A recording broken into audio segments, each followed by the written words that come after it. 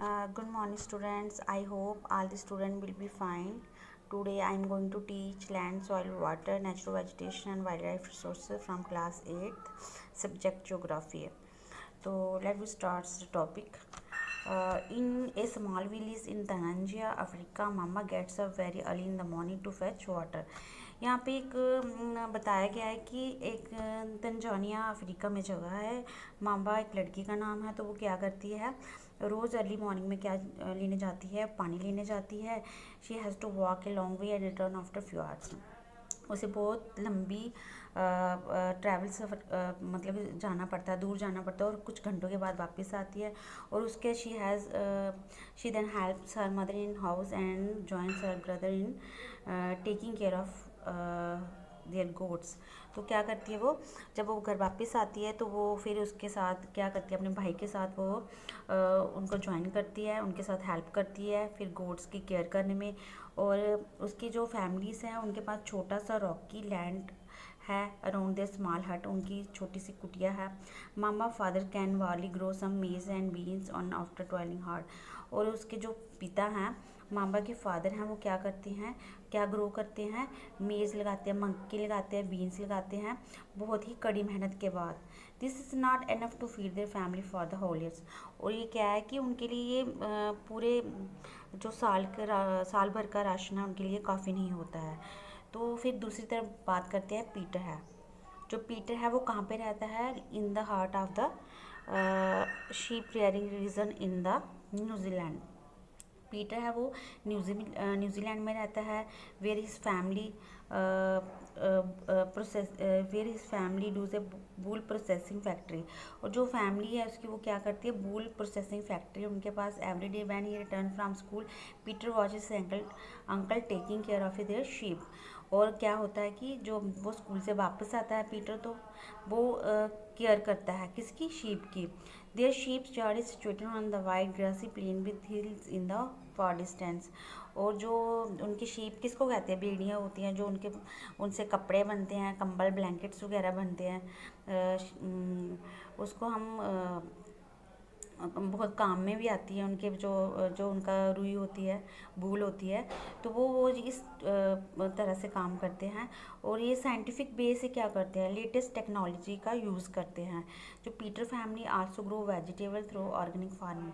जो पीटर की फैमिली है वो क्या करती है, वेजिटेबल्स भी, सब्जियां भी उगाती है, बट ऑर्गेनिक फार्मिंग से, मतलब कि जहाँ पे केमिकल और पेस्टिसाइड का इस्तेमाल नहीं होता, नेचुरल तरीके से उगाती हैं। Okay, Mambas and Peter stay in two different part of the world and leads very different lives.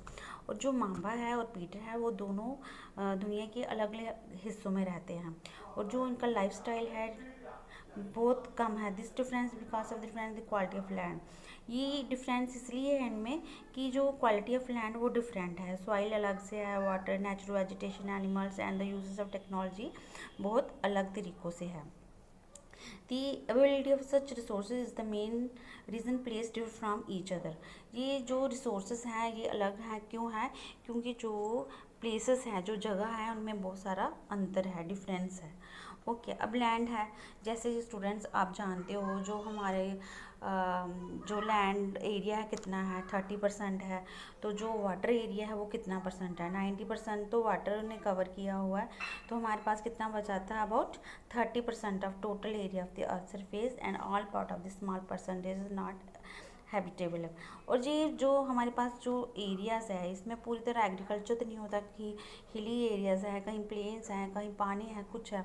तो हमारे पास जो एरिया है वो बहुत छोटा है, तो जो एज़ कम्पेयर टू वाटर, तो वाटर का एरिया बहुत ज़्यादा परसेंटेज में कवर है। तो uneven in distribution of population in different part of the world is mainly due to varied characteristics of land and climate.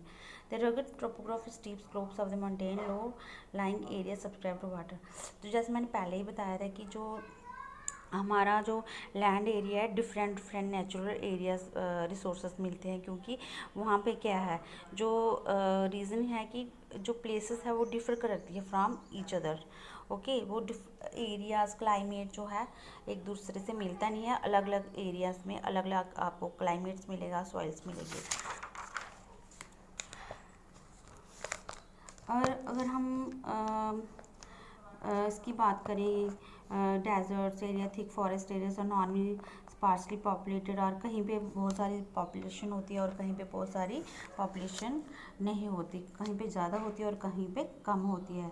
ये भी एरियाज़ के हिसाब से, ये क्लाइमेट के हिसाब से, सिटीज़ के हिसाब से होता है।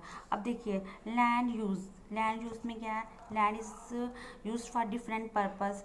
लैंड किसी ज़मीन हम डिफरेंट डिफरेंट पर्पस के लिए यूज़ करते हैं, जैसे कि ये एग्रीकल्चर हो गया, एग्रीकल्चर, फॉरेस्ट्री के लिए, माइनिंग के लिए, बिल्डिंग के लिए, हाउसेस के लिए, रोड्स के लिए, एंड सेटिंग हम इंडस्ट्रीज़ के लिए, ठीक है।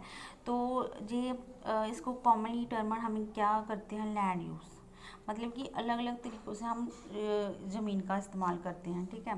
तो इसे हमने क्या टर्म दिया है, land use. Can you list out the different mean which Mambas and Peter family use the land. तो क्या हम इससे लिस्ट बना सकते हैं कि जो पीटर की फैमिली और माम्बा की फैमिली है वो कैसे डिफरेंट डिफरेंट तरीक़ों से यूज़ करती है। Okay, the use of land is determine physical factor. तो जो हम इस्तेमाल करते हैं ज़मीन का, तो हम किससे डिटरमाइन तय करते हैं, फिजिकल फैक्टर सच जैसे टॉपोग्राफी होगी, ये सॉइल हो गया, climate, minerals and available water. Human factors such as population, technology are also important determination of land use pattern. जो हमारी टेक्नोलॉजी है, जो हमारा जो फैक्टर्स हैं वो ये तय करते हैं कि हमने किस तरीके से कैसे ज़मीन को यूज़ करना है। लैंड कैन आल्सो भी classified on the basis of ownership as private land. Ownership में भी ये क्लासीफाइड की है ये लैंड, और प्राइवेट में private land and community land. Private land है इसमें और कम्युनिटी लैंड है। प्राइवेट लैंड वो होती है जिसका by the individual, honoured by the individual, जिसके पास अपनी लैंड, मतलब कि एक ही इंसान उसका केयर टेकर होता है। और वेयरएज कम्युनिटी लैंड वो होती है कि पूरी कम्युनिटी इसको पूरा कस्बा यूज़ करता है, जैसे कलेक्शन ऑफ वाटर, फ्रूट्स लगाते हैं, नट्स, मेडिकल हर्ब्स होगी। These community land are also called common property resources, और इसे हम कॉमन प्रॉपर्टी रिसोर्सेज के नाम से भी जानते हैं। ओके स्टूडेंट्स, आज हम यहीं तक पढ़ेंगे, आगे हम कल टुमारो हम इसे कंटिन्यू करेंगे। Okay students.